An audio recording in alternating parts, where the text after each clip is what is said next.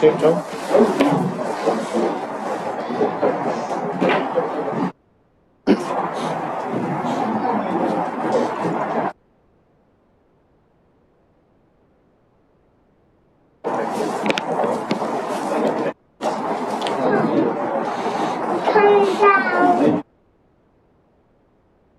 It's a very good afternoon to you from the New Wilderness, Eton Manor's ground in the East End of London near Hackney Wick, where this afternoon the home team take on Thurrock in Anglia Region 2.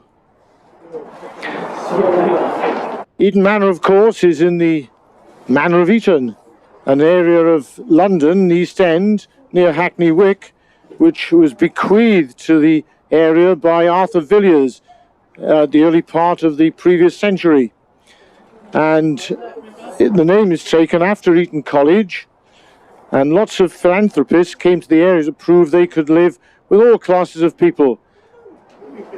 At the original wilderness there were 9 football grounds, 2 rugby grounds, an athletic stadium, squash courts, tennis courts, and all these facilities were available to the people of East London. So this afternoon we have this Regional 2 game, Anglia, and the Eton Manor team has Sean O'Connell at full back. Lloyd Anderson is on the right wing. Jordan Warner forms a centre partnership with Conrad Edgar, with the absence of the very gifted Aaron Lowe. Ali Mini is on the left wing. George Bradley is the goal kicker, 10. Michael Sargent is at scrum half. George Cosmer is at loose head, and he's the captain of Eton Manor. Clem Harrison is the hooker. Nick Abramovilci is the tight head. BJ Tunde, 1 second row with Jack Sullivan. Frank Sullivan, whom I believe is his brother, is at number 6 with Alex Leo at 7. The impressive Kieran Preston is at number 8, and he is replacing David Olawafira, who is currently at the Football World Cup. So on the bench is Jesse Liston, Brad Burrell and Adam Mountfort. So there have been quite a few changes to the Eton Manor team for today. Thurrock too have had to make quite a few enforced changes, with a sickness bug going through the camp and several injuries. Rhys Cotter is at 15, having kicked 6 goals last week. Harry Reynolds returns to the right wing. Niall Clifford's partnership with Henry Bird has been broken up with the injury to Bird, and Angus Poole comes in for his first game. Callum Pluck is restored to the left wing with the absence of Kai Holloway through illness. Dan Stone resumes at 10, and his partnership is with Alex Jones, both formerly of Campion School. Aaron Antrobus is at loose head. Lawrence Brown returns to hooker with Dan Ulf being injured. Frank Wright is the tight head. Dritan Lokan, his 152nd game, is in the second row with Tom Wildman. Calum Watts-Adams reverts to blind side. Ewan Thomas comes into open side, and Ben Timpson, the captain, returns. On the bench, we have Matt Murphy making the bench for the first time in, I think, half a dozen years. And also Benji Olanaran has come up from the Colts team, and he makes his first appearance on the bench with Eddie Stevens, who has been vying with the scrum half spot all season. Don't forget to get in, coming from the new and developed and really stand. We're speaking this afternoon from the new stand at Eton Manor. Yeah, really stand. And what a fine place it is as well. Of course, Eton Manor have an English Rugby Union artificial pitch. It'll be interesting to see how Thurrock go, having their own artificial pitch, of course, which, as I keep mentioning, is 6th best in the country. We have the 2 elderly groundsmen who have just arrived, Roger White and Graham Morris. They've been inspecting the pitch before the game started, and they've taken their place in the stand now. And Graham Morris, of course, always had the immortal words, Thurrock, you might not be the best team, but you are the best looking. Fine old English gentleman today. So it's Dan Stone to kick off for Thurrock this afternoon. Very young son.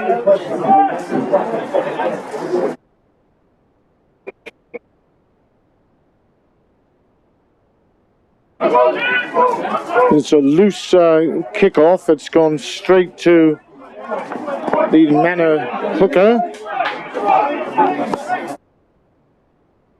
Just Clem Harrison taking the ball up.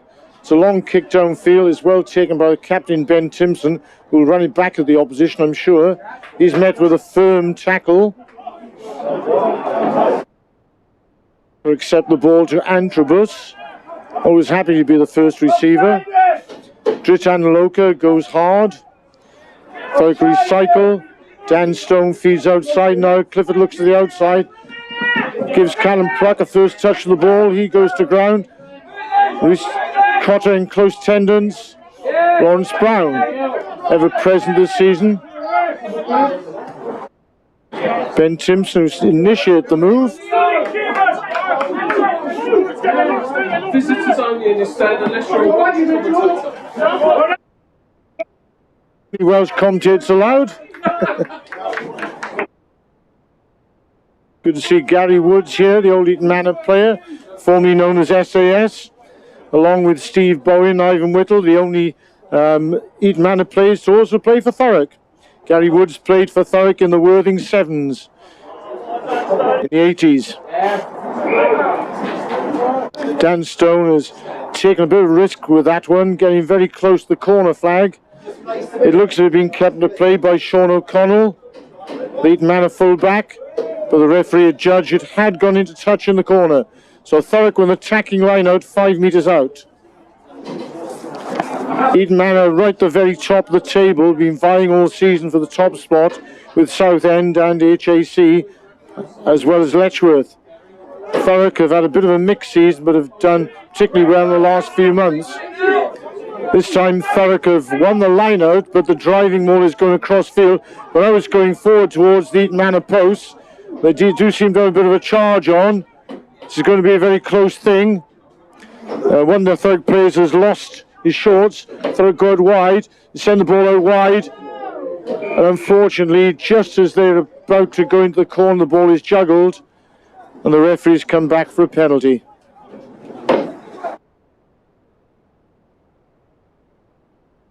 It looked very much as if Eton Manor had repelled that early driving ball from Thurrock.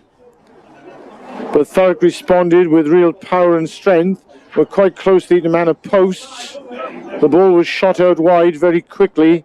Unfortunately, the Thurrock backs couldn't quite hold on. And the try went a begging. Now the penalty in front of the posts. Timpson has decided that Thurrock will kick for goal. And full-back Reese Cotter, was immaculate with the boot last week once he took over the kicking duties from Dan Stone, has marched forward to attempt this kick at goal against a crossbar which seems to droop a little in the middle. Reese Cotter's had no difficulty with that one. That is Thurrock 3 points, Eton Manor 0. Keep it up!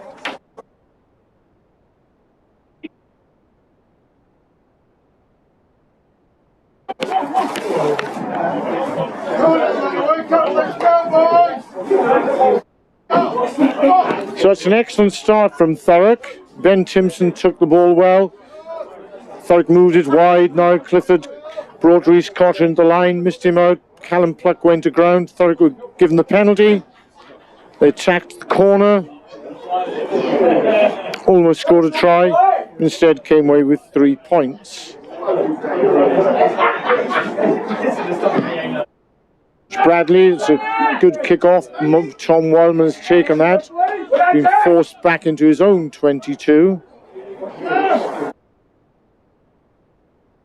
Alex Jones with the box kick. That's a good take. Eton Manor are on the back foot.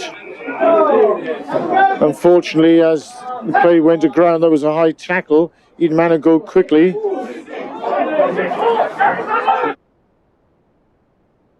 Abramishvili with a charging run up the middle of the field. Tight head prop, Nick Abramishvili, who I suspect might be of Georgian origin.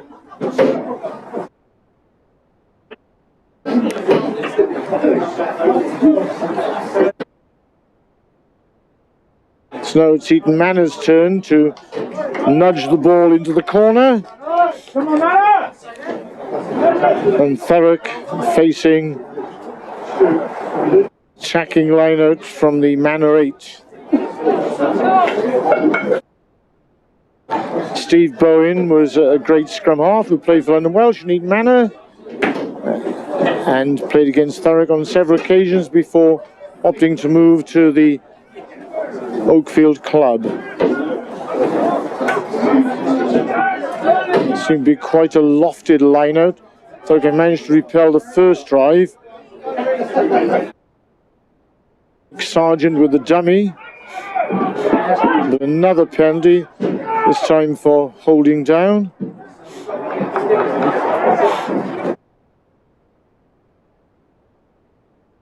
Bradley has no hesitation, gently prodding that ball into the corner.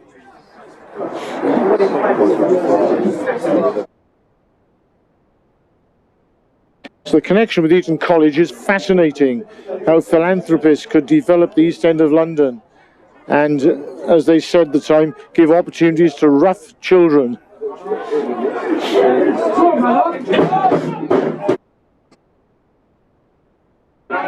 Certainly the Manor Club has thrived at rugby over the years, as has the football club.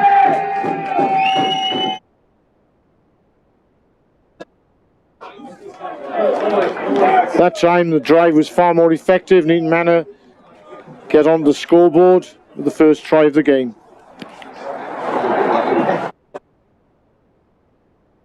Going to put that one down to Nick Abramishvili.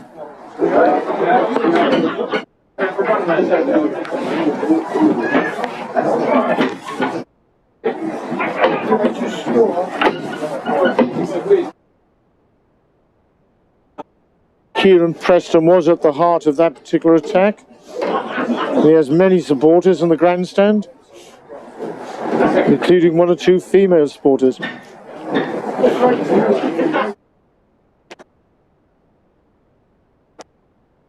This is George Bradley with the conversion attempt.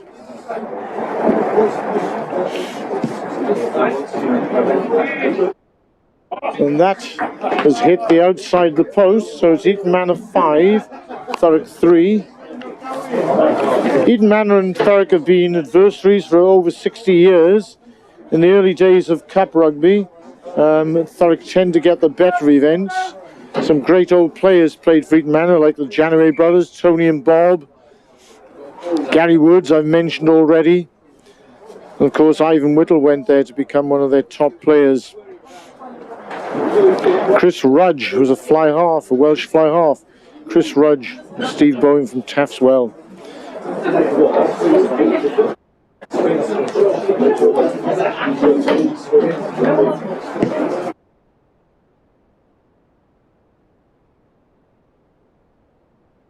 This time the ball has been spilled, but it's gone backwards. Eton Manor have the chance to make amends and to work their way at their own 22. A couple of swift drives.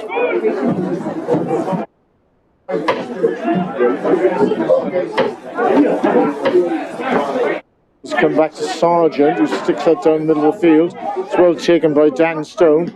Dan Stone then pushes the ball back into the corner. It's a good kick by Dan Stone. Sean O'Connor was under it, but unfortunately lost possession of it, and it went to touch to give Thurrock another attacking line-out. Deep into the Eton Manor 22.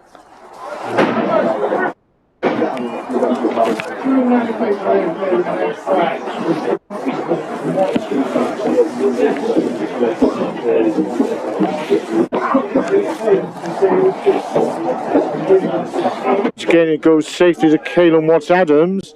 Thurrock get the drive on. Their opportunity to score from a driving maul. They have started to move forward. It looks very much as if Eton Manor came offside.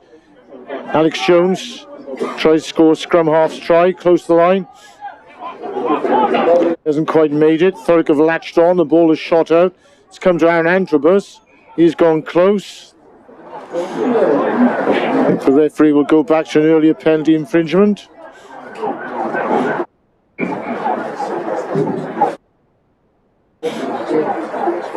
Once again, Thurrock looks as if they are going to the corner. Dan Stone has taken control of this aspect of the game. Eton Manor have had to take a warning from the referee about their indiscretions in the red zone.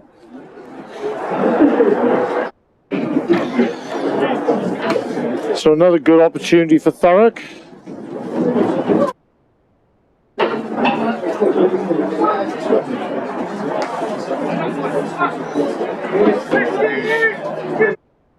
Thurrock are without the impressive Jay Jennings this week. He was taken earlier on the week. But there's a good drive by Thurrock. Looks as if they've got an opportunity, but they are forced into touch in the corner.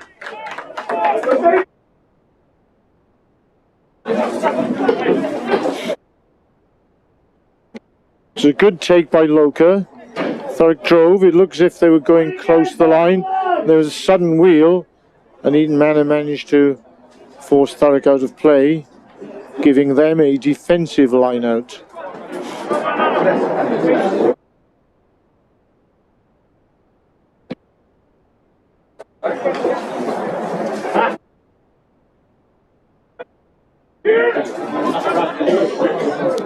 Eton Manor go to the middle. That's BJ Tunde. It's a good take by him.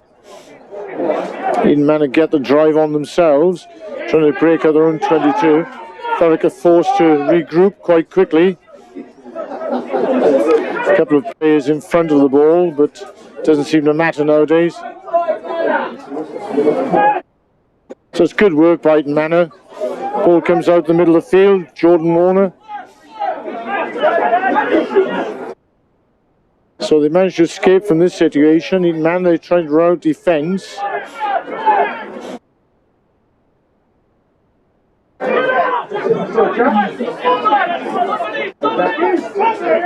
Looking for contact. This time Bradley's back in the box. He sends ball down the middle of the field. Very good positioning. And Reese Cotter.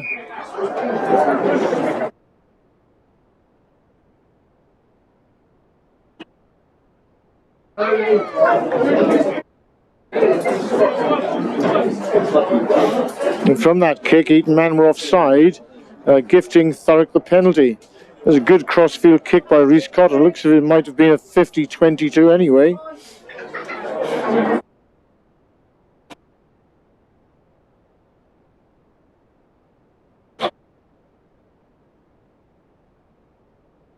So unfortunately for Eton Manor, they were offside as Bradley kicked the ball down the middle of the field.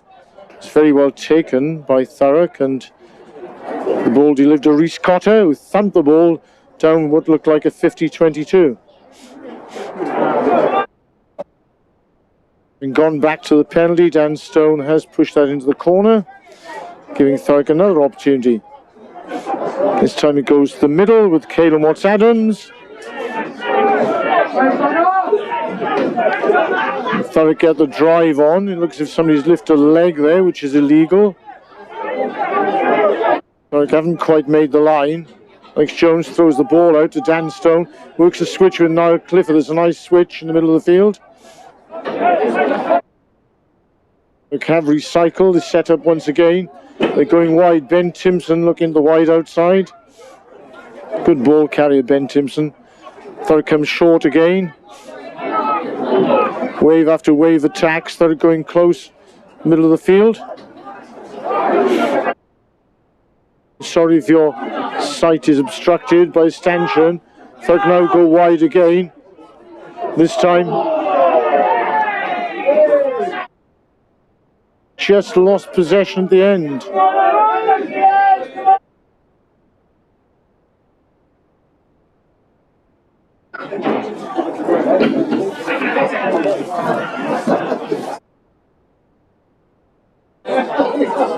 Angus Poole coming into the centre today for his first game for Thurrock.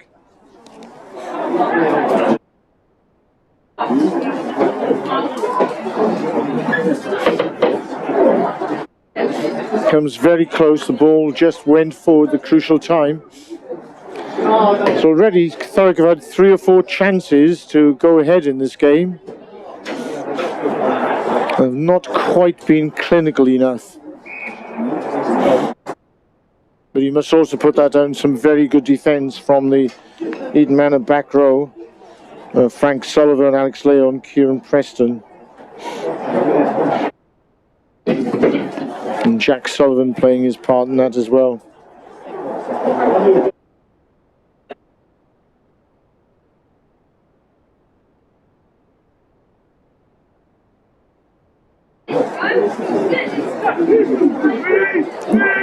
If I'm right, this is the first scrum of the game. Fairly even contest. Preston picks up at the back. He is put to ground. This time Bradley is put under pressure by Dan Stone and doesn't make much headway with the kick.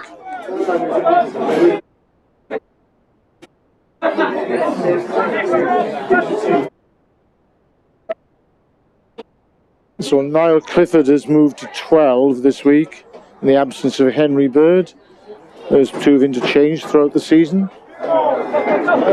Lawrence Brown back at hooker. Caelan Watts-Adams again in the middle. This time it's quick ball.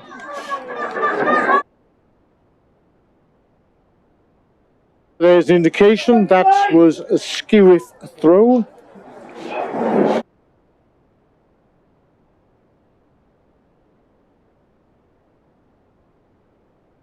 And so once again, Eton Manor have the chance to clear their lines.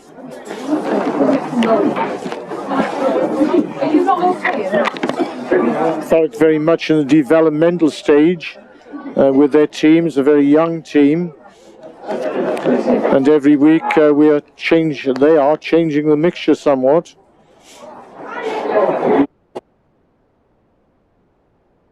And I think we have to be patient. But the signs are good, the basics are there.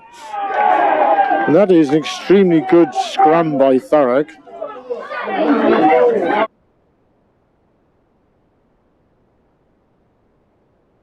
It's the young front row, his average age I think is 22. Very young for a front row. Dan Stone once again puts the ball into the corner. Wearing leggings, obviously concerned about the colder day and the cramping and pulling of muscles. He certainly doesn't want to pull a hamstring. I hope he has been doing the Nordic hamstring exercise to strengthen his hamstrings. And if you don't know what that is, please find out, because it saves you a lot of time and trouble going to the physiotherapist.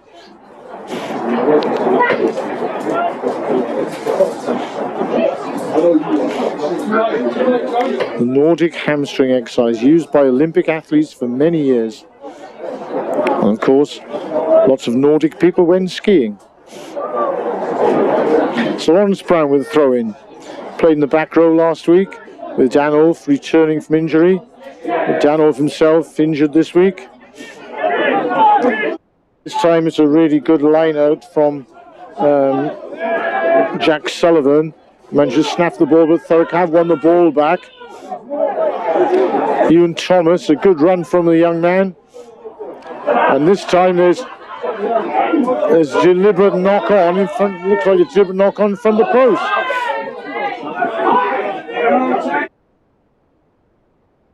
Tackle from Ben Timpson. And Reece Cotter in good position there. Tries the banana kick. Straight of touch. I'm not sure whether my eyes deceive me, but it seemed like a knock on front the Eton Manor post. But obviously the referee must have judged that was by a Thurrock player.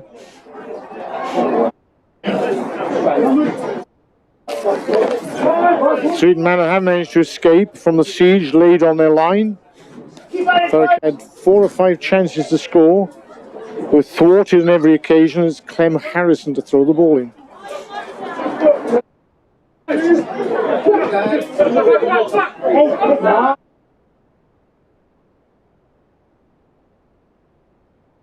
BJ Tunde rumbles up the field, eventually pulled to ground by Timpson again. It's a good move by Manor in the middle of the field, does create a bit of a gap. Donald has the ball, he's dancing. Followed by Rhys Cotter.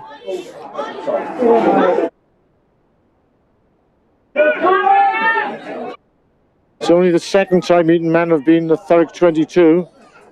Thurrock have come up with the ball.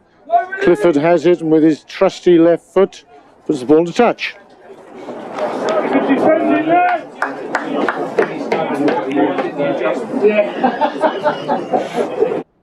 Eton Manor trying to be a little bit more incisive in the middle of the field when they have the ball in Thurrock's half. Thurrock going through several processes. Unfortunate on a couple of occasions not to go into the lead. And so far this has been a very interesting and even contest.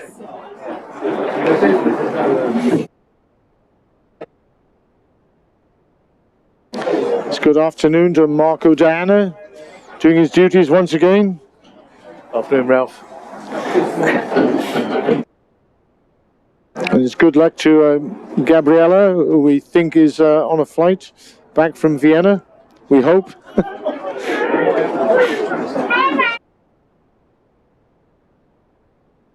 So it's a good drive from Eton Manor. Pluck the ball out the line out.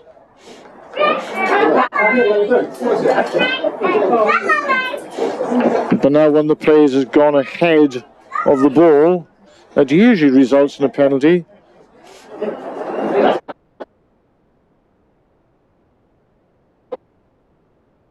The referee must have viewed that as accidental.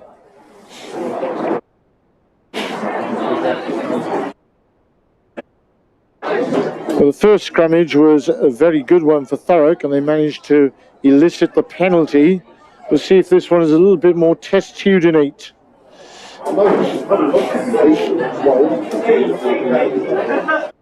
Yes, it is very much testudinate. It goes up in the middle like a turtle. The referee asks him to settle again.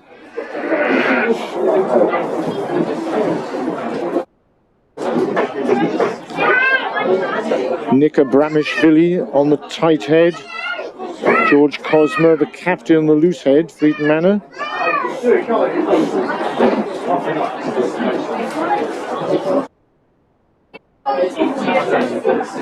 Up against the burgeoning talent of Frank Wright and Aaron Antrobus. This time Thurrock struggle a bit, so Timpson has to pick up. That's tremendous pick up by Niall Clifford. He's come around the blind side by himself. He's now looking inside, looking outside. Feeds Harry Reynolds on the outside. Harry Reynolds has gone on the outside, he's outstripped everybody, and he's gone to the corner. It's a great run from Niall Clifford. He saw the opportunity on the blind side from a very difficult ball which he had to pick up on the run. He was about to kick the touch, saw an opportunity, accelerated down the blind side, and looked to see Harry Reynolds on the outside, and he sprinted in the corner. It was a great try for Thurrock, a real fillip for the away spectators.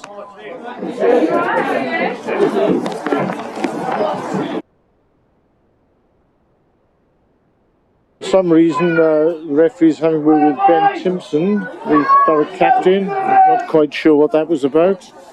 Maybe it was something after the ball or some words of dissent.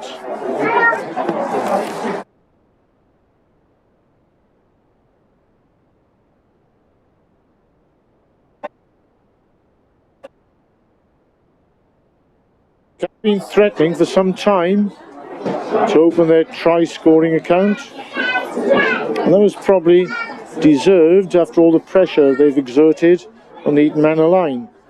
This time it's a long-range effort initiated by Niall Clifford. Reece Cotter with the conversion attempt.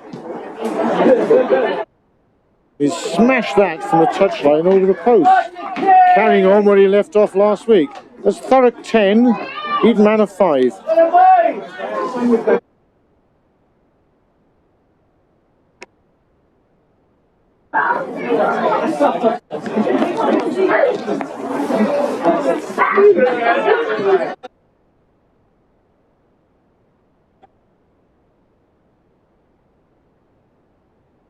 Reece Cotter has his own unique style of kicking, which is a kind of amalgam of Owen Farrell and Marcus Smith, but very much his own.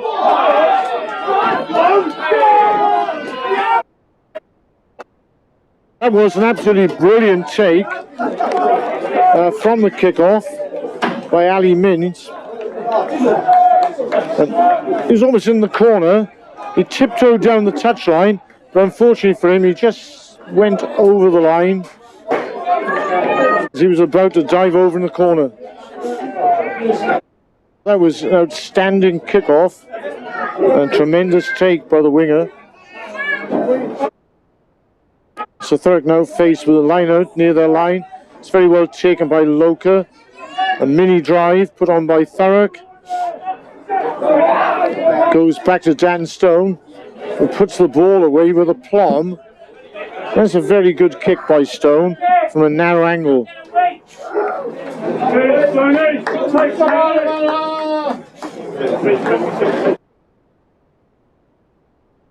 Doing very much an imitation of Dwayne van der Merwe, the Scottish wing there.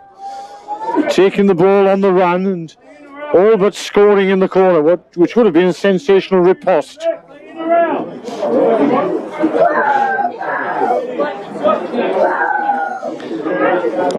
Got a view of that. We're in a new stand at the moment with a couple of stanchions in the way occasionally. So it's Clem Harrison with a throw.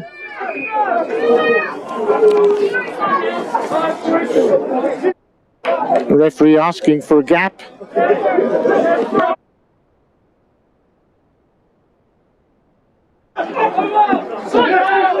This time Karen Watts Adams gets close.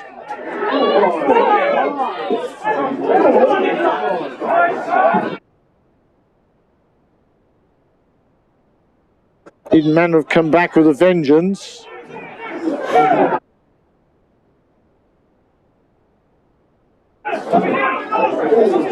They're going to have to tackle close to the breakdown. Well, of course, they disrupted with a lot of changes in the back row. Ben Timpson's played a captain's part so far. Eton Manor on a free play. They've gone for the crossfield kick. And Eton Manor will come back for the penalty. It's very well taken by Callum Pluck. It's Cotter. It's a good defence by the back three. Managed to stifle that attack with a clean take in the 22.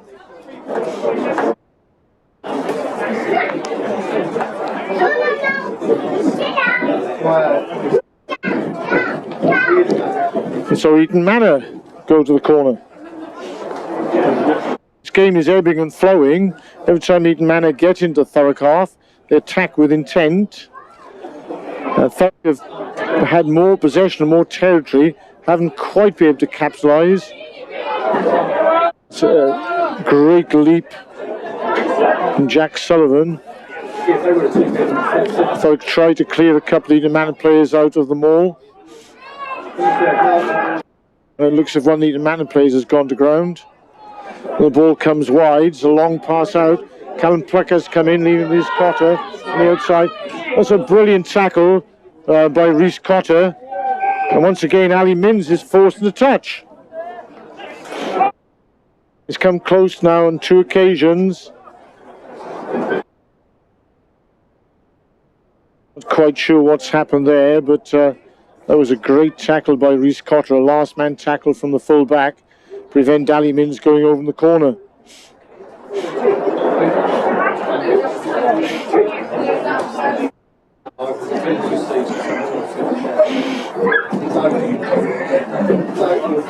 The referee explaining to Ben Timpson why Eton Manor have yet another penalty. They've gone quickly, they've tapped and gone. Thurrock have just spotted it, but they are stopped short.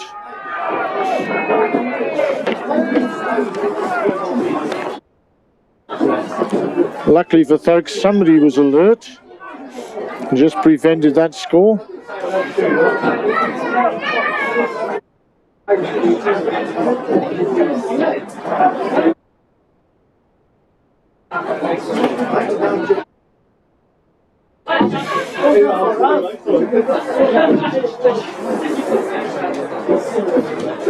Eton Manor went for the quick tap. It looks as if they were going close. Thurrock were alert to it. And the attempt was halted, but there was a knock on, giving Eton Manor the attacking scrum.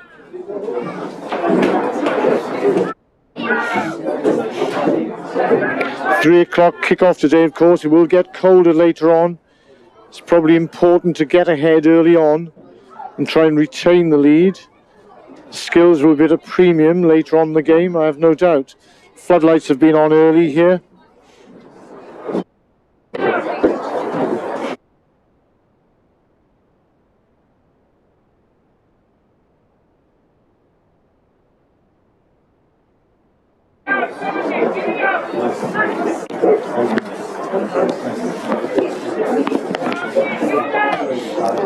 So Mike Sargent put the ball in the scrum.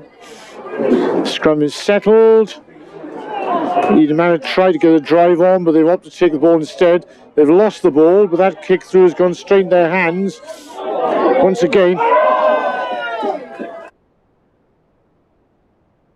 Ali Mins has lost the ball as he goes to contact with Rhys Cotter.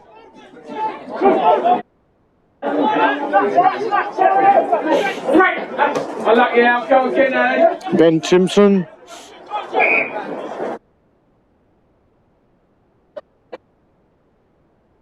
So initial knock on by Eton Manor.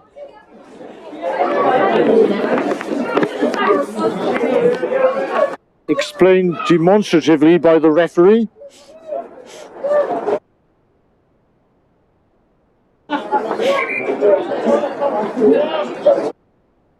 Another powerful charge by Ali Mins. He was looking for contact. It looked like with a degree of retribution for young Rhys Cotter having tackled him early on. And this time going straight into contact, he lost possession of the ball.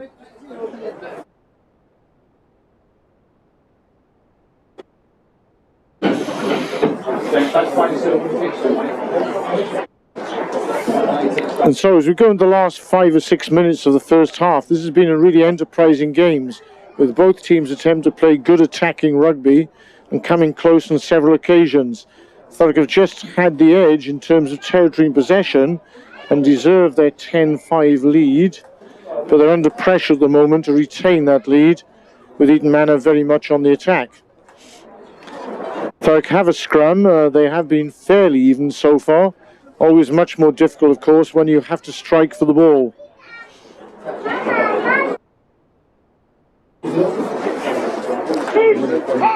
So this will probably need a quick pickup by number 8 and captain Ben Timpson to relieve the pressure.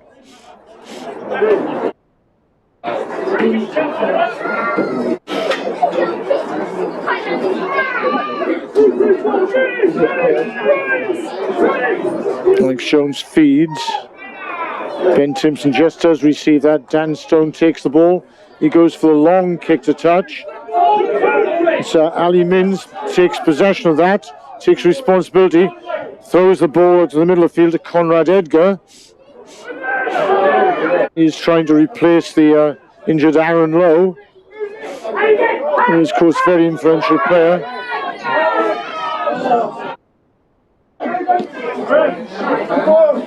This time the ball is lost and Thurrock looking for it. Callum Pluck kicks the ball away, has thrown unwisely in field.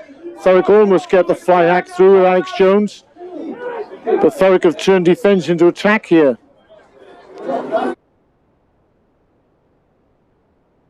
Comes back to Bradley. He finds touch near the stand. Almost taken by the inscrutable Mike Dunk, Thurrock manager. Just lost the possession there, Mike Dunk. When he was in the second row for Thurrock, he never lost possession. His eyesight was much better in those days, of course.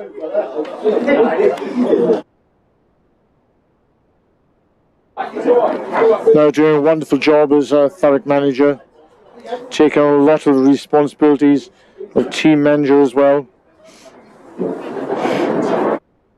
A pleasure to play with Mike in the past.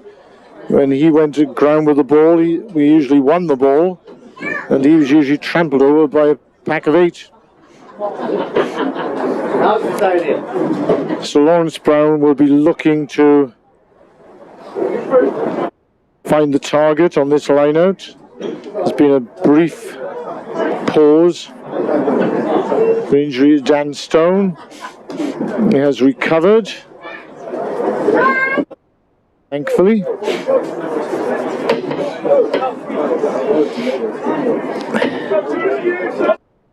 Let's look and see what Angus Poole and now Clifford can conjure in the middle of the field, throwing them in the line.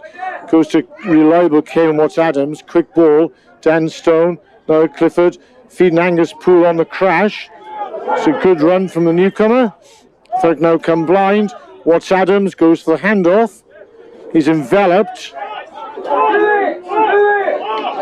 by a crew of defenders.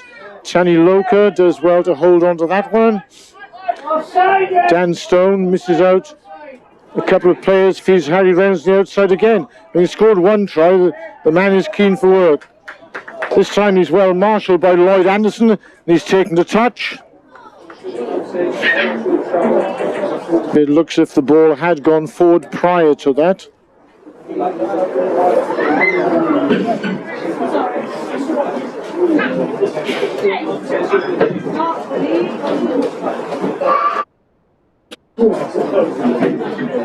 A good charge from the debutant Angus Poole in the middle of the park. Well set up by Niall Clifford and Dan Stone. Callum Pluck has come back on the right wing this week for Kai Holloway. We hope he's feeling a lot better. There's been a bit of a flu bug, I think, enveloping Thurrock this week. This time Eton Manor get the drive going forward. BJ Tunde at the vanguard. Nice little loop around by Bradley. Then sidestep inside. Unfortunately, as he sidestep inside, Ben Timpson sticks out an arm. It's a bit of a clothesline tackle. Obviously an accident. And Timpson apologised immediately, but it does give Eton Man the chance to relieve the pressure and put them in attacking position. This time though, the ball is taken by Rhys Cotter. He kicks the ball this time in the middle of the field. Ali Minns has the ball. He goes wide to the right, looking for ground. Now Clifford is slotted into that place again. He's looking for work. Outside sidestep, feeds Harry Reynolds again. Sorry, Rhys Cotter this time. Rhys Cotter accelerating down the touchline. Full back has been in great form this season. But Eton Manor have come up with the ball. They've won the turnover. This really is topsy-turvy stuff. Real roller coaster of a game. First one side, then the other challenging. Eton Manor have picked up a loose ball. Rhys Cotter is forcing the tackle. Once again, Harry Reynolds has the ball in the outside. This time he's coming inside, looking for support. He has found support in Tom Wildman. Aaron Antrobus. This is the last play of the half, I suspect. Stone throws the ball out to Clifford. Angus Poole. He looks to the outside, drives into Minns.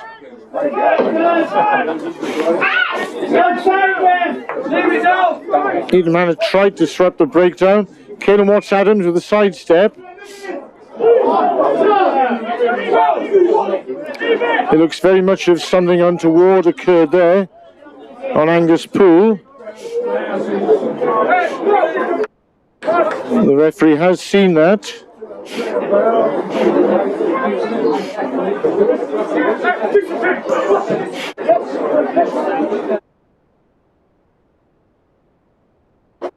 And George Cosmer and Ben Timpson are called over by the referee, the respective captains.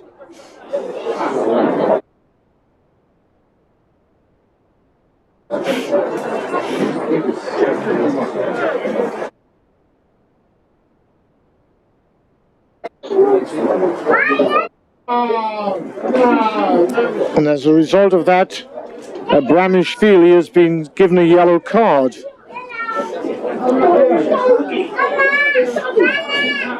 And so at the end of the first half, Thurrock are awarded a penalty. They might be wise to go to the corner in the event, bearing in mind that the Eton Manor pack is now down to 7 forwards.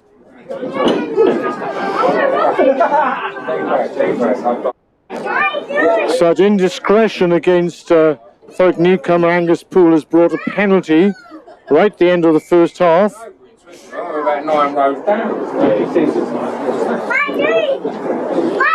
Dan Stone kicks the ball into the corner once again. This must be the 5th or 6th time Thurrock have been in that corner, and they'll be hoping this time they can come away with a score.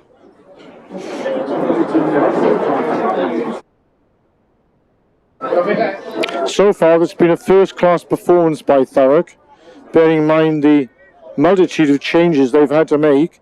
It goes to Loca right at the very front. Thurrock get the drive on early against the Eton Manor 7. This time they've driven over the line.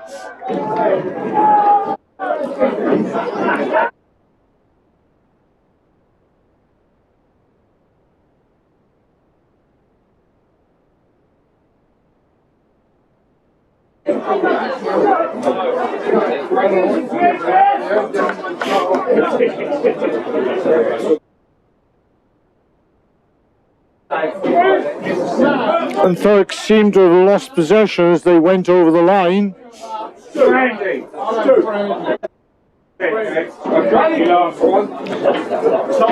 And that's an enforced scrum. And because they've lost Bramish Feely, it does mean that Eton Manor have had to put Jesse Liston on. And they've had to take off Frank Sullivan from the back row. So it looked to all intents and purposes if Thurrock had scored a try from that driving maul with the extra man. The referee had seen infringement. And even against the 7, looks if the referee has awarded a penalty to Eton Manor.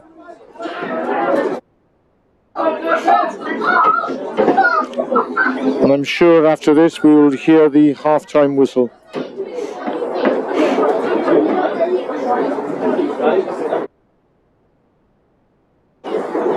No, perhaps not. Eton Manor have elected to go to touch.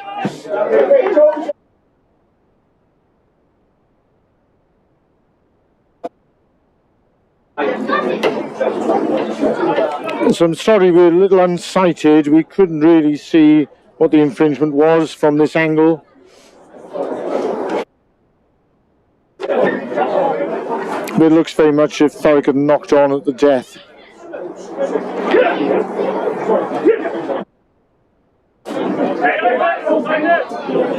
So Eton Manor just about win that line out, in spite of the close attention of Caleb Watts-Adams, who has been excellent the line this year. Eton Manor go for the early drive as BJ Tunde. Good clear out. Conrad Edgar in the middle of the field. Alex Leo clears out Dan Stone and made the tackle. Eton Manor go wide. Ali Mins in the middle of the field, stepping, looking for a lot of work, this young winger.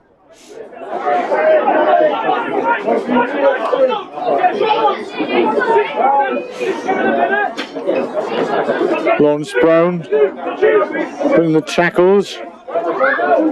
Dan Stone.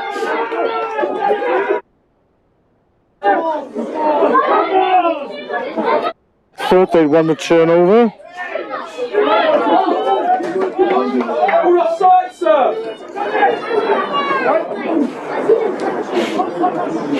It's good tackle by Clifford, holding up progress in the middle of the field.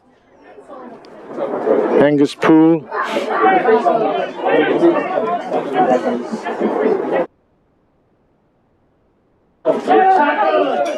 Great tackle in the middle of the field.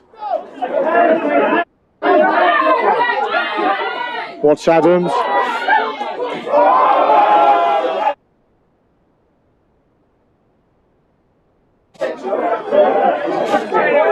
Caelan Watts Adams unlucky there with the interception. And the referee gives the yellow card. It was unfortunate because Watts Adams attempted to catch that.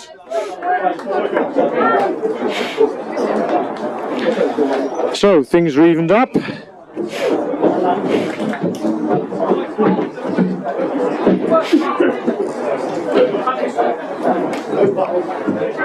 It's a little unfortunate. Caelan Watts Adams made a genuine attempt to catch the ball. It was not in the red zone, and so probably didn't warrant the yellow card, except for the fact that possibly the Eton Manor winger would have been away with a scoring chance. So much against the run of play as we come probably to the last play, and I've said that once already. Eton Manor now have the chance to go ahead at the interval. Was evened up. Injury there.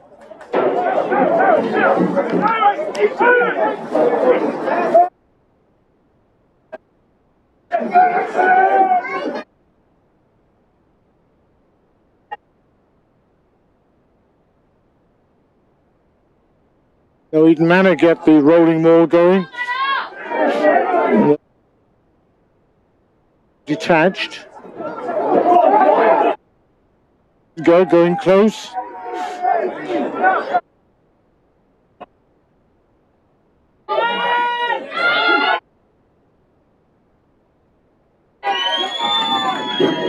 That's Lloyd Anderson with a try. And we have to say completely against the run of play. Eton Manor have drawn level. Right, you've got 20 minutes left.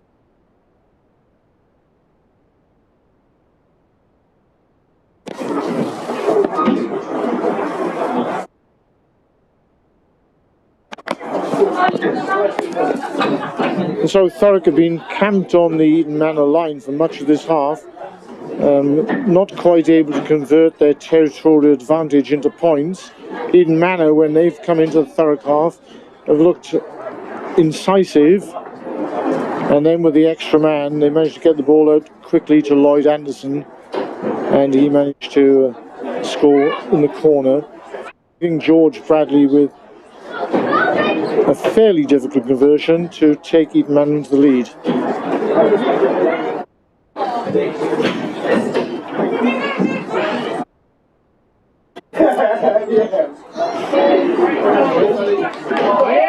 That's an excellent kick by Bradley. So at the half-time interval, Eton Manor going to lead by 12 points to 10. In terms of opportunity, territory, possession, Thurrock have probably had far more of that, and probably should have gone into half-time in the lead. Nevertheless, a first-class performance by Thurrock so far. And just with a little bit more precision, they could have gone into the interval with quite a substantial lead.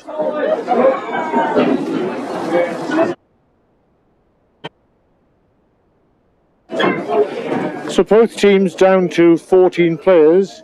Thurrock will be down to 14 for a little while longer after the attempted interception by Caelan Watts Adams. Eton Manor have elected to go back into the clubhouse, back into the sheds, as they say in New Zealand, and Thurrock are staying out on the field. They'll be happy with a lot of their work in the first half, and particularly happy they've had opportunities to score. If they could convert some of those opportunities, they would establish a strong lead.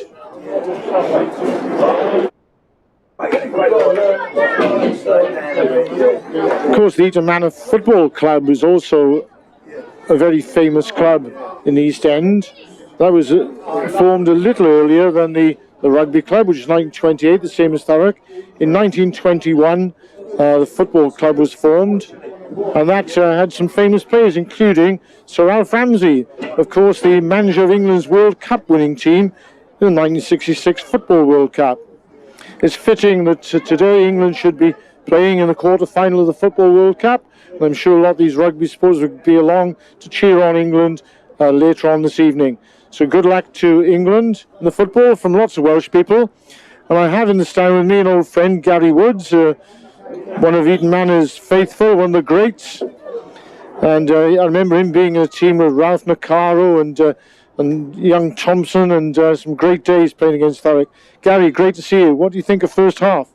Yeah, it's a close old game, mate. It's always a good tie against two teams. Goes back years, mate, and I'm looking forward to the second half. Gary, of course, played for Thurrock. We're in the Worthing Sevens, and the first team and the second team both got the final. Unfortunately, the second team, when they had a 49-year-old fly half, had to borrow an Eton Manor player, and that was young Gary Woods. So he's one of those people who's played for both clubs, along with Ivan Whittle and Steve Bowen. But yeah, great old days, and we played at lots of different places. I played my first game against Eton Manor at Walthamstow College. The second game I played in Hackney Marshes. The third game I played on Eton Park, and the fourth time I played here. And on top of that, I played in the Lee Valley Sevens on one occasion, when Eton Manor had a great goalkeeper from QPR who played under an alleged name. I think his name was Derek Richardson. One hell of a good player. Great days, Gary. Yeah, great days. He used to go back to QPR where he was goalkeeper, and I couldn't understand why he kept having black eyes every Saturday. And that's because he played rugby. He absolutely frightened the life out of the football team, but he was a great player. But good memories, mate. Great memories. Yes, Derek was a great player, and he frightened us in sevens. He was understudy to Phil Parks, an England goalkeeper at the time, and so I'm sure he played under an assumed name. I hope he doesn't get fined for that comment, but all the best to him. So, Thurrock had lots of opportunities in that first half, and they were camped on the Eton Manor line for some time, unable to convert, and subsequently Eton Manor, when they came out their own half, some good strong running in the middle of the field, particularly by Jordan Warner and Conrad Edgar, and Ali Minns was looking for work all the way through. Very unlucky to hit the touchline when catching a kickoff. Very good kickoff from George Bradley, who subsequently converted the try by Lloyd Anderson to take Eton Manor into this very narrow lead. So this ground is called the New Wilderness, and the piece of land donated by Arthur Villiers was called the Wilderness.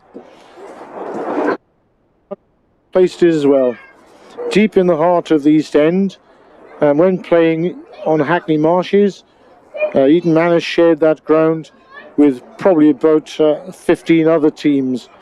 And after you change in the central changing rooms, you have to walk and try to find the correct pitch and find your teammates. Always difficult, but nevertheless very enjoyable times.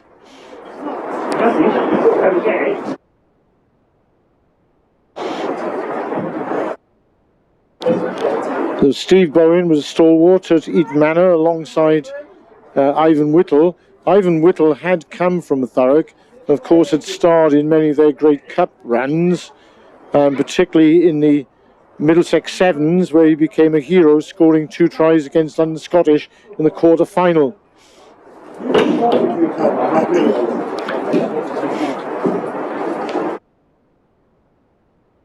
A very good win for our sister club in Wales, Abertillery. They defeated Macon by 57 points to 17 to Abertillery Park on Wednesday night. And a great game of rugby it was as well, played in extremely cold conditions with a heavy frost and the ball becoming very slippery. But nevertheless, a truly outstanding game of rugby. It's rugby, man, not me. 5 o'clock, it doesn't matter. So I think in some ways, possibly Eton Manor were wise to leave the field to warm up again in the change rooms. Thurrock are impatiently awaiting Eton Manor to return. They are returning as parents hurriedly get their children off the field. think there's a 2-year-old there running with a rugby ball. He's throwing a dummy. I'm not sure which sort of dummy he's throwing, but he's there. He's just handed the ball to his brother. It's a close pass. Now taking shelter in the dugout.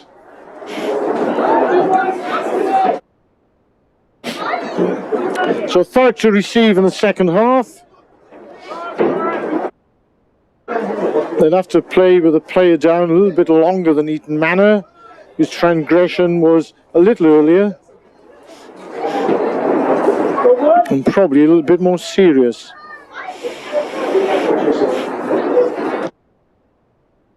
So Eton Manor have got a couple of their subs on already. Brad Burrow, I think, has come on with Jess Liston.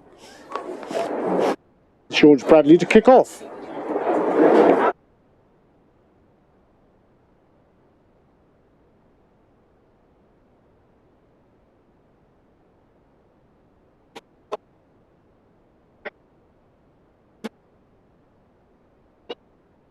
Another great take by Ali Mins. He's an expert at that.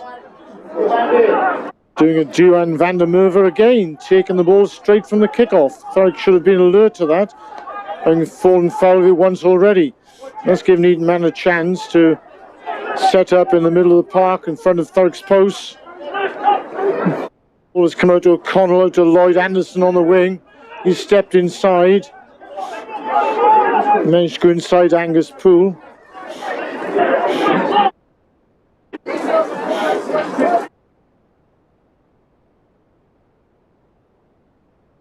This time there's been obstruction in the middle of the field.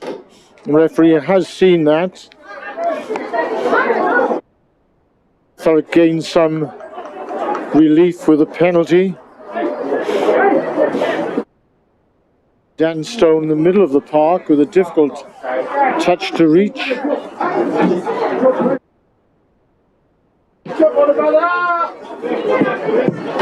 And he does well just to get that over the head of Jordan Warner. Henry Reynolds had a good first half. Had a long run in for the try. And so right on the halfway line in front of the stand, Lawrence Brown to throw the ball in for Thurrock. Goes to Loker at the front, a strong man Loker. Peels off himself, runs straight at Clem Harrison, puts his shoulder in. Thurrock have the ball, comes out to Clifford. Good ball goes behind to Rhys Cotter. Rhys Cotter accelerates. Unfortunately, it looks as if Loker's been hurt in that collision. He's struggling to get across the field. Looks possibly like a dead leg. And should get into a canter.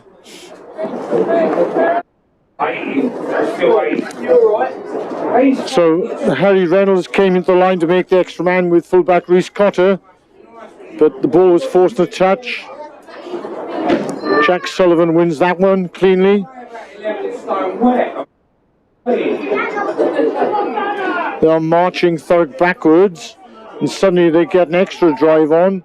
Now they feed the ball out, comes wide. Ali Mins once again in the line, feeds out to Lloyd Anderson. Lloyd Anderson's brought down eventually. Steps out the tackle of Rhys Cotter. Angus Poole manages to slow the winger down. Jack Sullivan. Simpson came close, Lawrence Brown came close to winning that one. BJ Tunde is smashed over. Gone straight through the tackler. These men have gone wide. And this time, Sally Mins has gone to the corner. So that was set up by BJ Tunde, trampling through the middle of the field, setting up that attack. Inevitably, there were going to be extra men out wide, and Ali Mins was not to be stopped from that range. In truth, probably deserves a try. after 2 brilliant takes from kickoffs. So it's Eton Manor 17, Thurrock 10 with the conversion to come.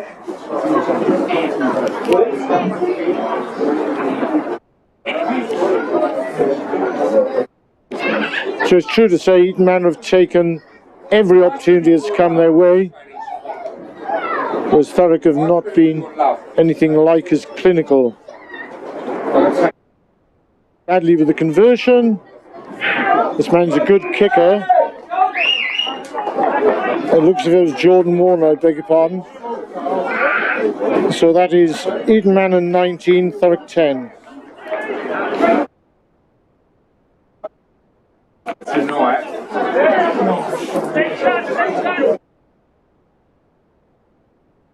Try made by the coruscating run of BJ Tunde up the middle of the field. So Thurrock now have to respond in kind if they are to get back into this game. Still down to 14. It's an excellent kick from Dan Stone, but very well taken by Frank Sullivan. There's Tunde again in the run. This time was put to ground early by Ewan Thomas. Good tackle from the young man. Eton Manor now going wide whenever they can, try and take advantage of the extra man.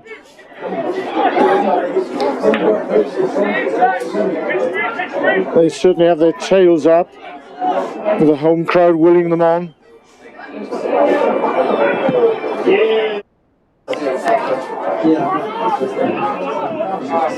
It's been a kick downfield.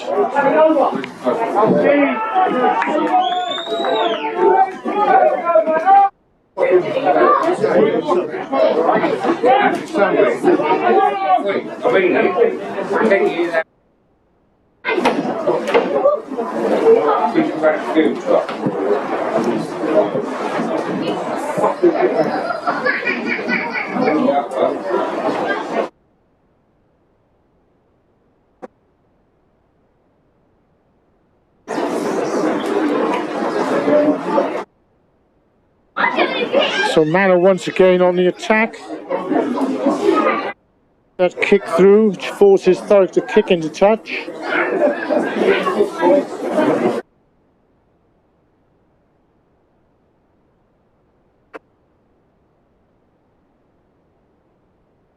Yes, stop!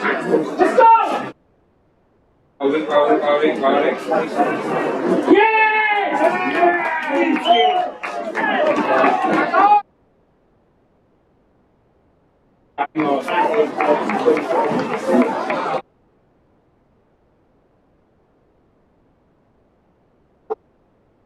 The rolling maul has put Eton Manor now firmly in control in this game.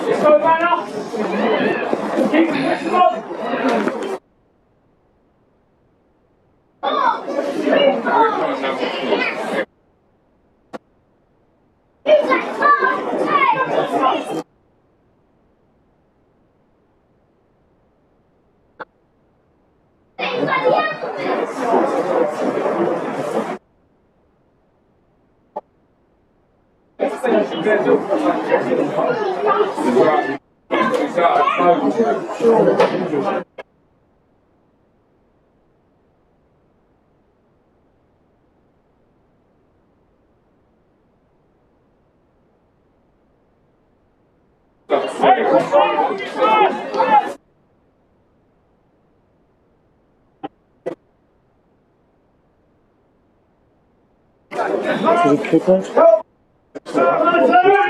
Stormer. 24. So that is 24 points to 10.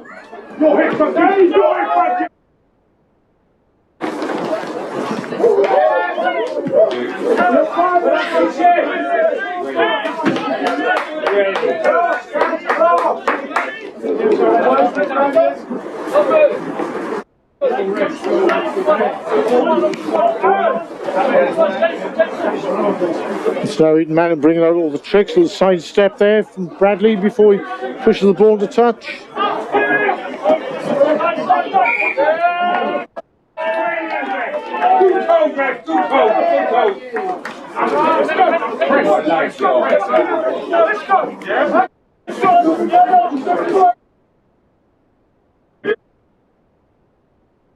So with a crooked throw in, again it's advantage Eton Manor.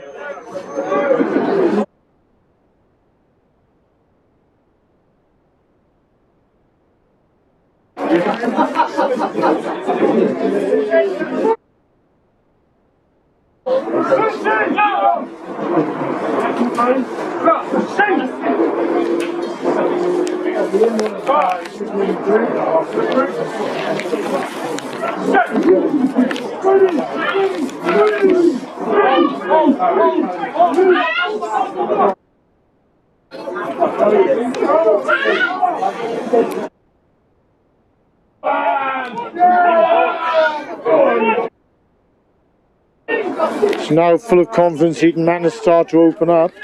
Tackle!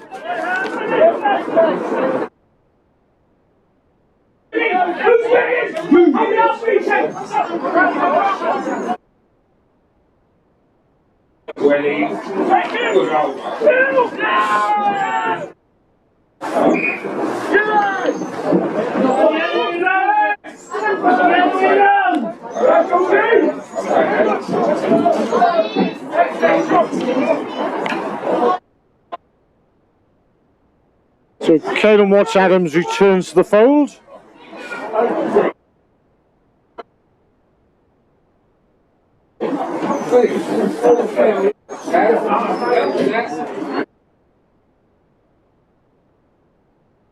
Usually when a player leaves the field, the team concedes 7 points.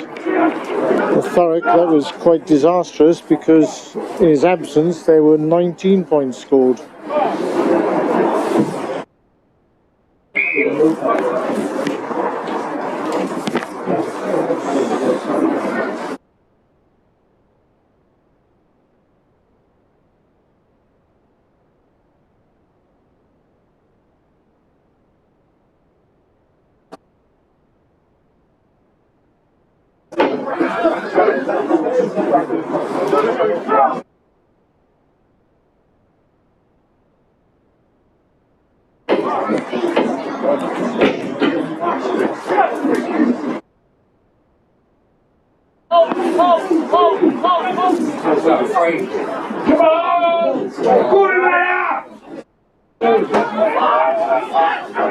This is Warner and Edgar in the middle of the field, causing quite a few problems for Thurrock.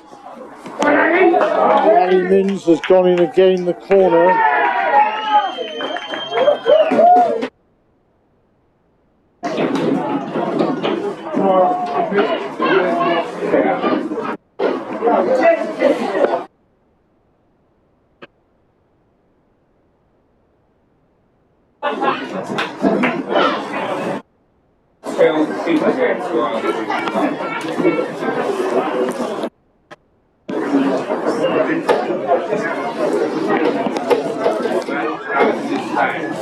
Ali Minns has proven to be a thorn in Thurrock's side.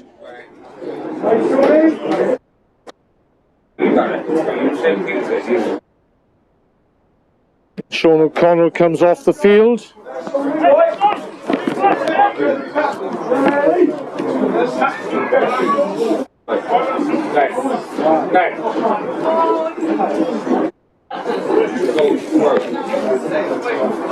So Thurrock are paying a heavy cost for their inability to be clinical in the first half.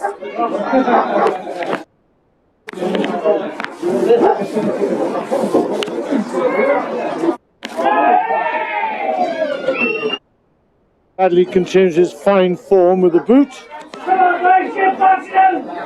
And that's Eton Manor 31 for a 10.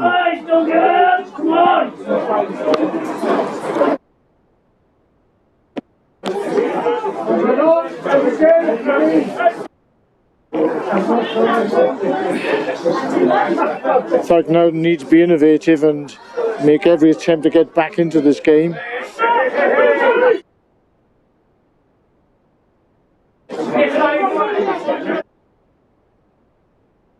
And managed to win that ball back. It's come out to Androbus, throws long ball to Rhys Cotter.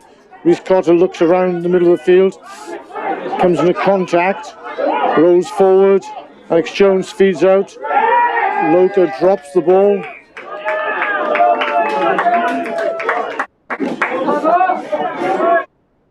Fortunately,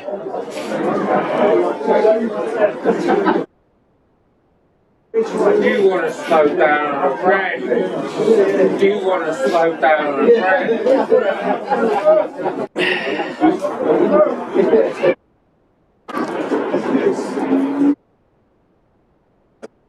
Good manner! Lloyd Anderson has come off the field and O'Connell has come back on. Okay. Okay.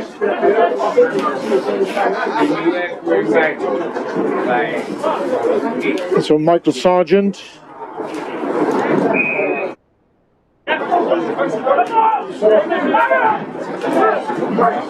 Once again, the referee comes down heavily on Thurrock at the scrum. No odd bounce. And Eton Manor elect to have another scrum. They obviously feel as if they have some edge there.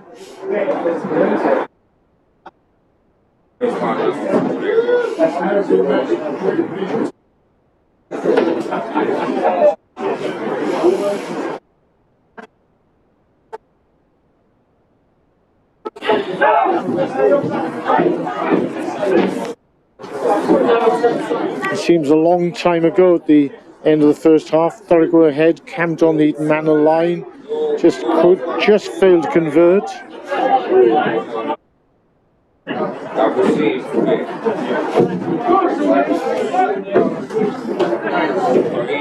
Now Eton Manor are opening up from every angle. Good ball, the forwards.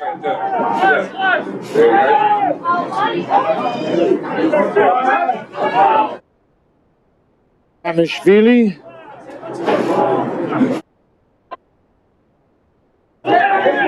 This time Ben Timpson, playing a captain's role, looks for the hard tackle in the middle of the field, gets his man.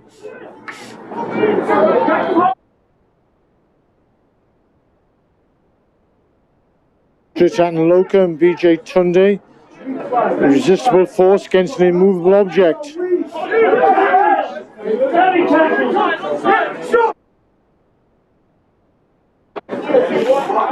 Again, Loka looking for tackles. Lot of work in the breakdown.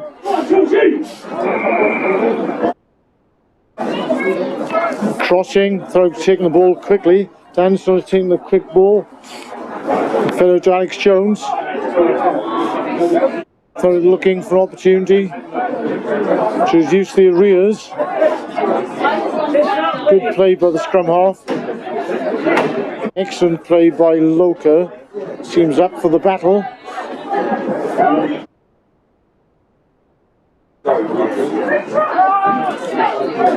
It goes backwards, it comes out to Clifford. Clifford throws a dummy, so it's Caelan Watts-Adams. Thurrock are very close there.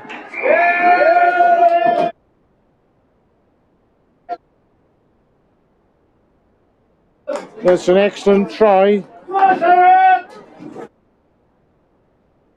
Keep out in place!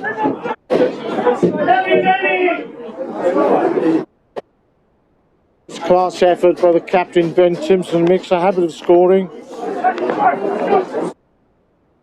It's 31-15.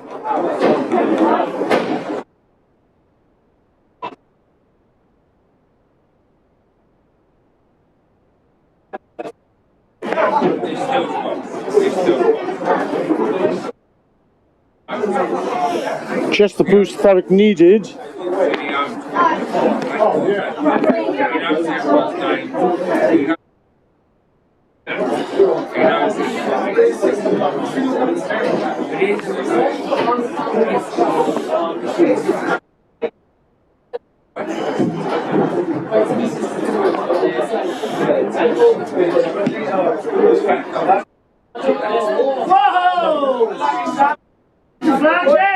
And Reece Cotter has smashed that against the post.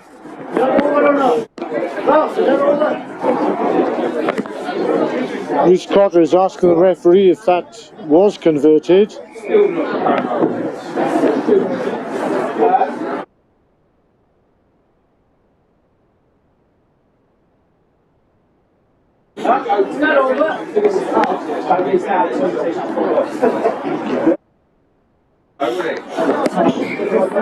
This is a good fight back by Thurrock. Quick think by Alex Jones. Took quick tap penalty. Ran out of space on the right. Came back to the left. Now Clifton a nice break. Well supported by Ben Timpson, who forced his way over. Loca's taken that one. He takes the tackle. Jones goes for the box kick. Eton Manor have gone backwards for that one, lose possession of the ball. Unfortunately, it looked like the first knock-on by Eton Manor, followed by a secondary knock-on. Abramishvili comes back onto the field.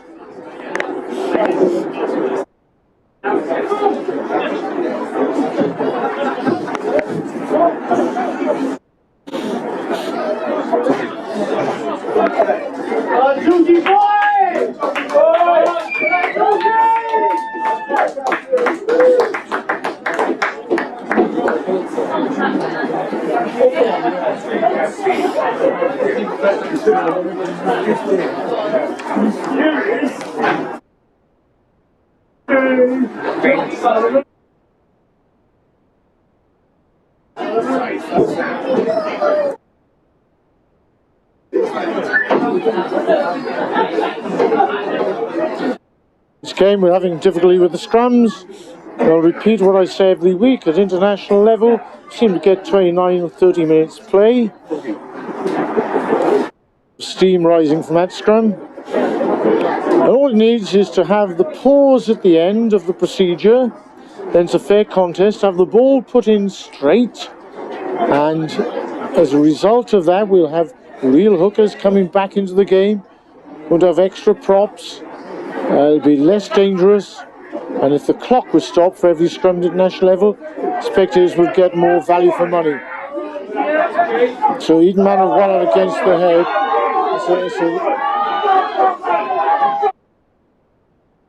It's a lovely dummy by Michael Sargent. He's almost gone 60 metres there. Unfortunately, he's tackled short and doesn't release the ball when he's tackled.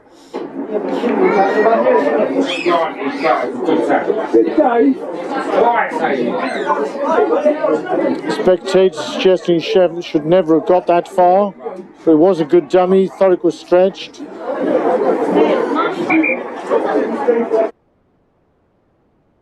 Gap open by the Sea of Galilee. And we're having the stand Mr. Henry Bird, who'd like to say a few words on how the game is going. It's going alright, to be fair. Very good, actually, very good. Yeah, Manor are quite strong, but we're doing alright.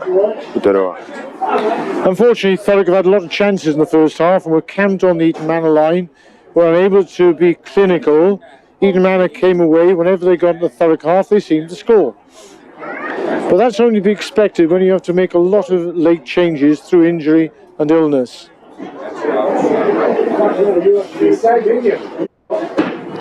Right, who's the ref? Who's step next? Give me one of them. Keep safe. 20 minutes to me. I'm not sure who goes first. I think Henry Bird has come to the stand because of the fact it is extremely cold. It's -5 out on the pitch. Thurrock decided they would stay on the pitch at half-time. Perhaps on a wise decision. Eton Manor came out the warmer and went straight on the attack. Ali Mins, the left wing, once again took the ball from the kickoff and Thurrock on the back foot. It was Dan Stone to relieve the pressure. The right-footed kick to touch. It is another good kick. Are they your ankles? Yes. There you miss it. Legs like a bird. Like a bird.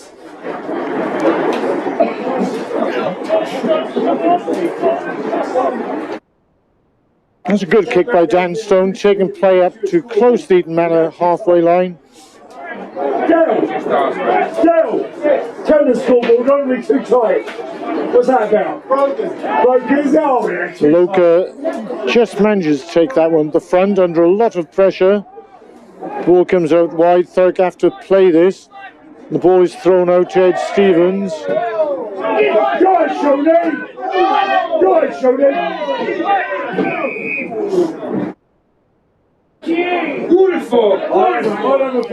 Ed Stevens just come onto the field and he's obviously cold.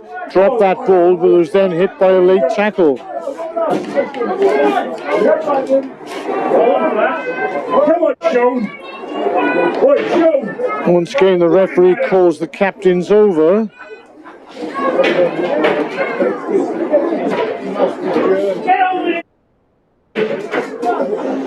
I'm not sure whether the referee saw that late tackle. If he did, that should result in a yellow card.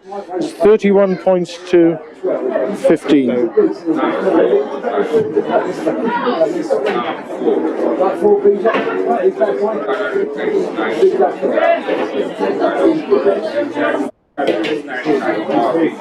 That led to some frustration. The referee didn't quite see that.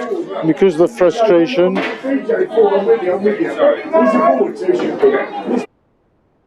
some afters from both teams. The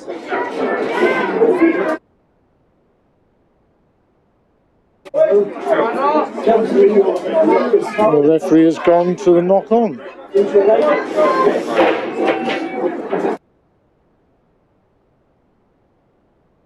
Sargent to put the ball in.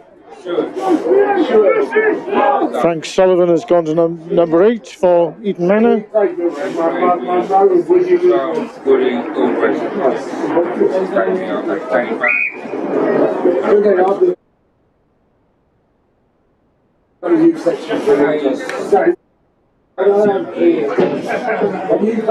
Ben Timpson trying hard to rally his troops. It was a good captain score to give Thurrock a little bit of hope.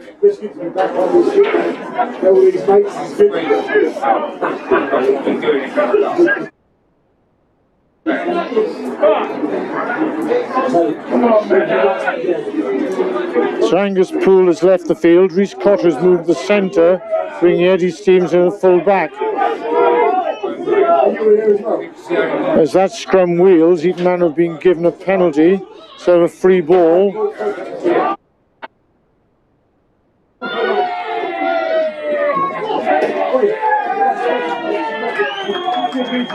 Kai Holloway would have saved that, just saying.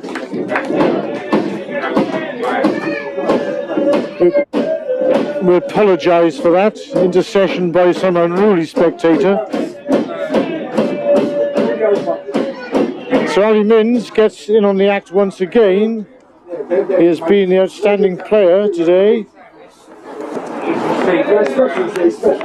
Looks dangerous every time he gets the ball. Has been voraciously looking for work throughout the game.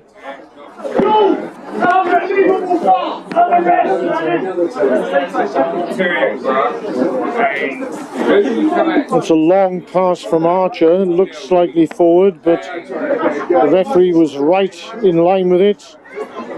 Wade play on.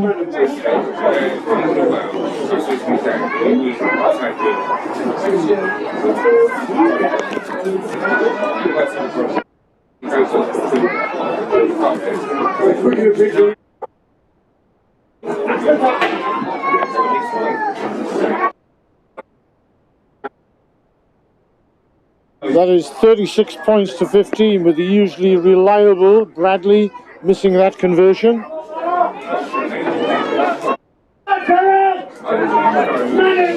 The Thurrock now need to show some of that fighting spirit they were showing in the first half when they were the better team for long periods.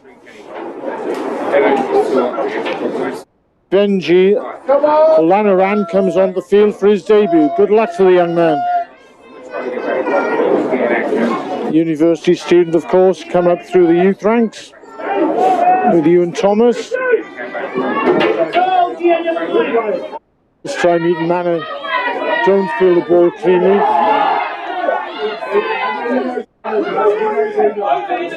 Good tackle now.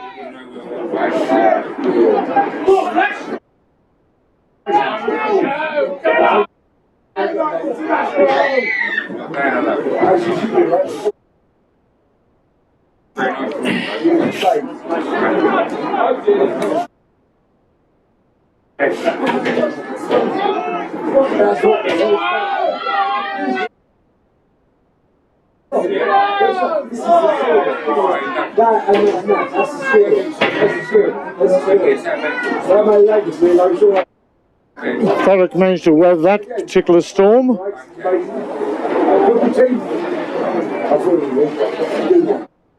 Eton Manor are growing in confidence. They're running the ball from all areas of the pitch. He was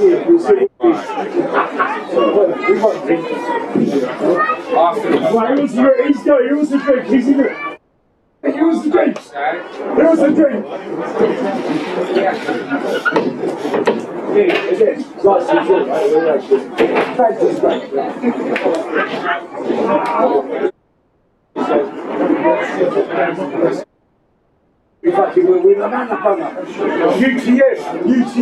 UTM. This has been a valiant effort from Thurrock. They shocked Eton Manor in the first half.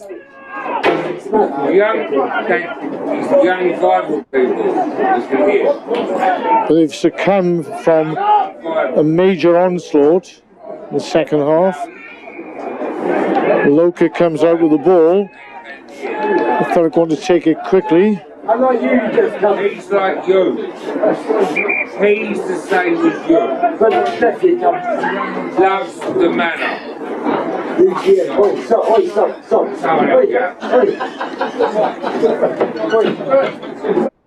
Stop. Look at me. UTM. Aaron Antrobus comes from the field to allow Matt Murphy on. Antrobus has given his all in this game. As always, takes the warm coat as Dan Stone kicks the ball into the fading evening light. To a penny, right? I'm dying. To a penny. I'm dying as cold. I will not see you. So can Thurrock salvage something from this game with 2 late tries? Lawrence Brown with a throw-in. It's a good take by Watts Adams. And Thurrock do get the drive on. Much surprise of the Manor 8. They come storming forward. The ball is lost over the line.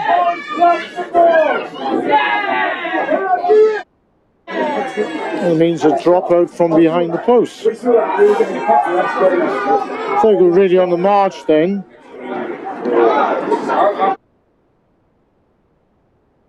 Once again, they've not quite managed to score when perhaps they should have done. That's very well taken by Loka. Very hard to stop that man, close range. Dan Stone has to look back inside. Is well collared. Jones has the ball. Thurrock wide.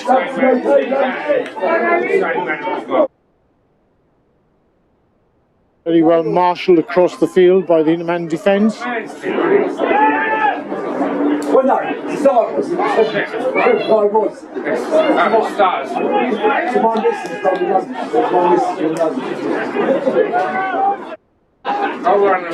Now Clifford throws a dummy. Now Clifford again, Eddie Stevens this time. It's again that looked like a high tackle by Eton Manor. It certainly was a high tackle.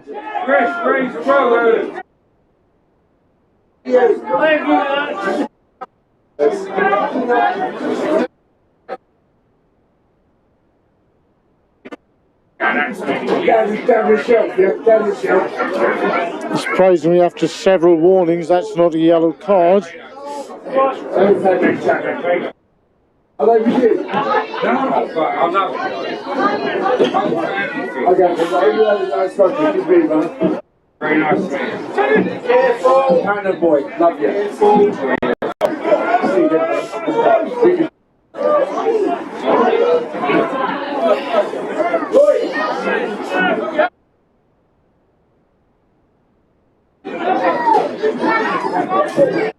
Receiving a little bit of treatment. Goes back to the line-out.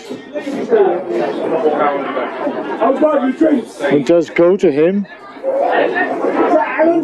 Thurrock looking to drive. One or two players taken out.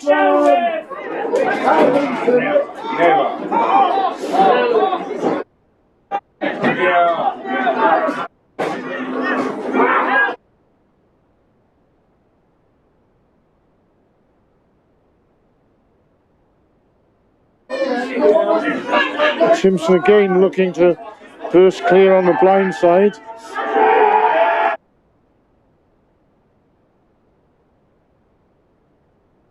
Cheers seem to go up rather early. The referee gives a penalty for the slow release. Always seems to mystify me that the attacking team are penalised very, very quickly and the opposition go for a turnover.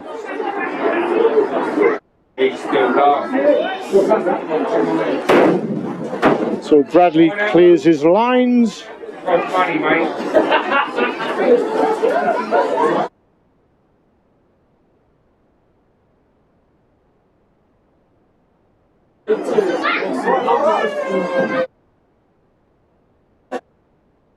Backwards.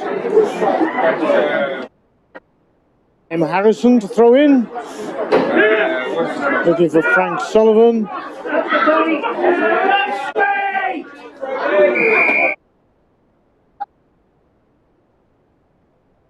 Crossing the line out from Eton Manor. Gives Thurrock another chance to clear the lines and set up an attack.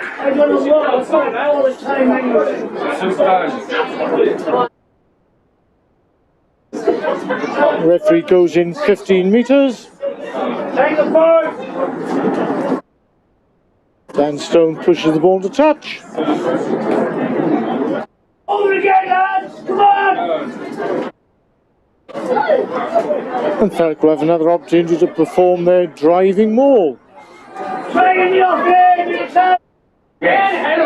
about the 9th or 10th attempt. So again goes to Loker, who takes that strongly. Eton Manor are penalised for that, bringing them all down. And after yet another offence, the referee is talking to the Eton Manor captain, George Cosmer.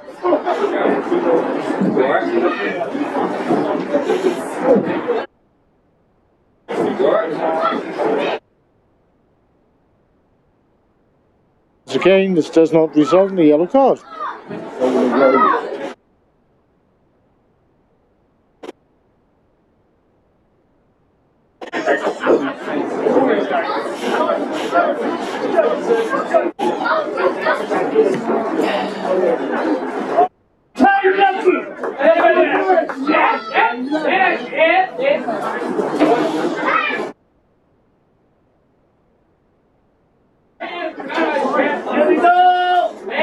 More difficult for Lawrence Brown, with Loker taking the last couple of lines to the front, and now goes to the middle to Caleb Watts-Adams.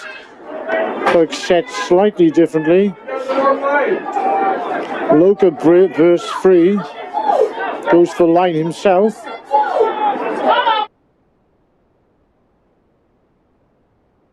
Benjion Nari, effort by the young man. Loker goes through the middle, is held up. They now go wide. Ball goes out to Clifford. Reece Cotter's come to the line, fed out wide. And Callum Plack goes into the corner.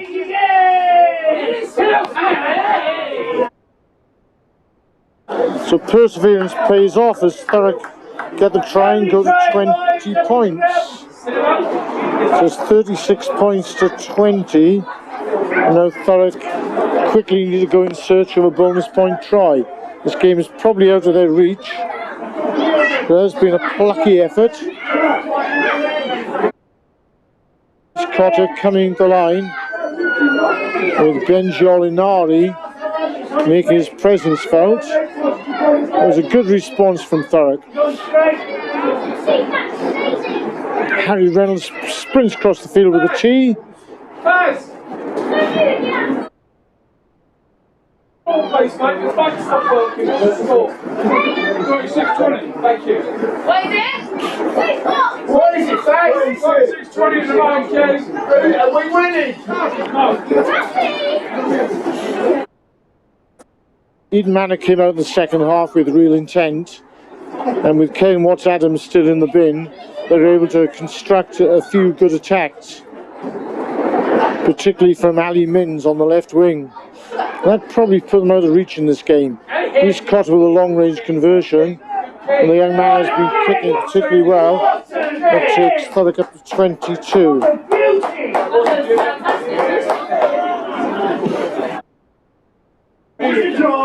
I suppose for the neutrals, it's been a great game of rugby again. Played in very difficult cold conditions on an artificial pitch.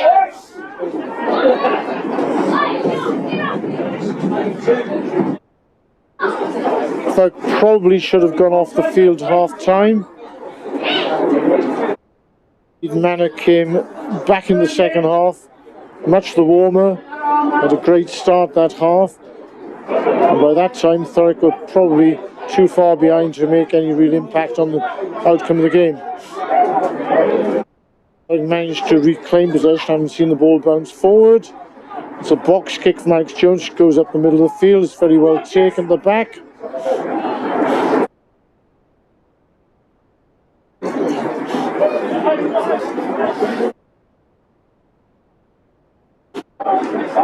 So it looks as if they've won the ball back.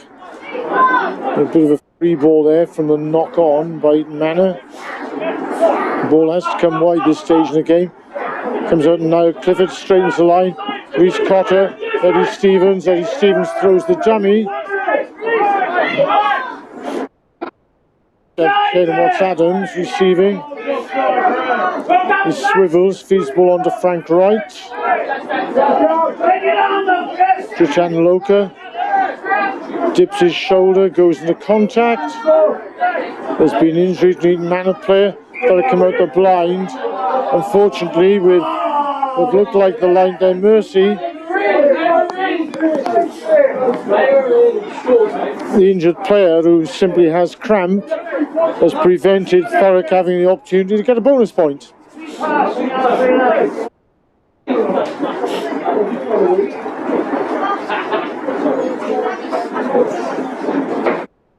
One cannot blame the referee. He thought the player was seriously injured. It might have been a head injury. Jordan Warner down with cramp.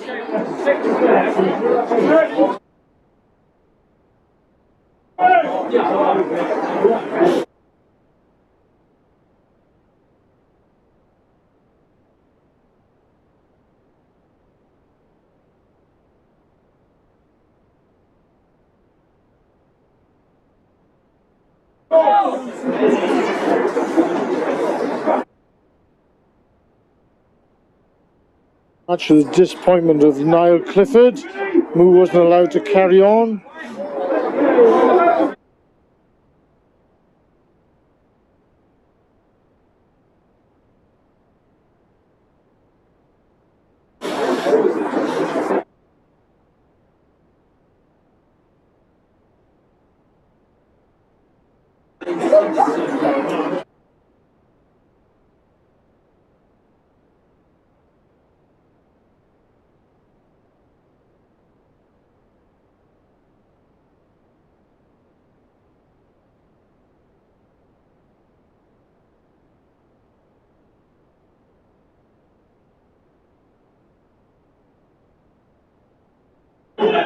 This time there's a double switch in the middle of the field. Now Clift has the ball. This time he feeds to Benji Olinari and Thurrock have been given a penalty. Thank you, man. So now Dan Stone has to take a bit of a risk and aim for the corner. Thurrock have made a good comeback in the last 10 or 15 minutes. They look completely out this game one stage. It's an excellent kick by Dan Stone. Lovely kick, Dan. Giving Thurrock a real opportunity now. In truth, they deserve to come away with at least a bonus point.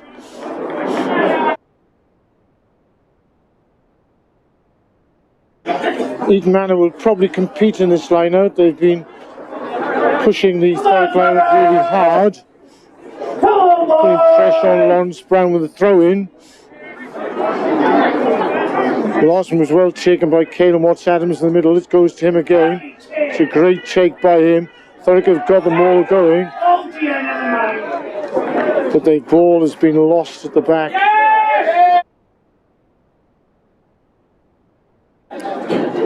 And that was the final whistle.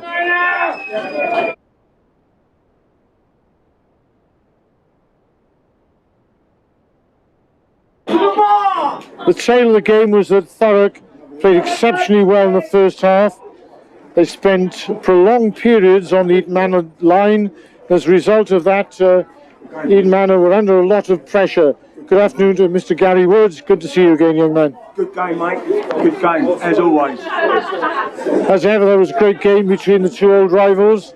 Thurrock spent a long period on the Eton Manor line, were not able to score. Eton Manor showed how to be more clinical. Whenever they got the opportunity, they managed to put a score on the board. Man of the match was probably Ali Minns on the left wing, who took 2 kickoffs in outstanding fashion on the run, almost scored from the first and set up a score and assist with the second. He then ran in a couple of tries on the wide outside when Thurrock were down to 14 men. Invariably, teams lose 7 points when they lose a player to a yellow card. On this occasion, Thurrock lost 19 points, and that really was the end of the game for them. They came back strongly at the end and probably deserved a bonus point, which they weren't quite able to grasp. So it's good afternoon from the New Wilderness, and Thurrock look forward to next weekend when, with renewed vigour and a lot of people come back from injury and illness, they will hope to put on a good performance against Southend in the last game before Christmas. Good afternoon to all of our viewers.